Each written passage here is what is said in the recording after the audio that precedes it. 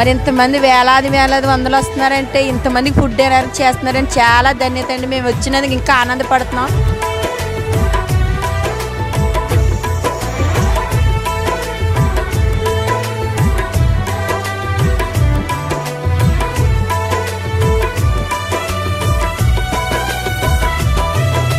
ಬೆಲ್ಲಂಪಲ್ಲಿ ಸಭೆಯಲ್ಲಿ ಎಲ್ಲರೂ ಸಮಾಧಾನವಾಗಿ ಊಟ ಮಾಡ್ತಾ ಇದ್ದಾರೆ.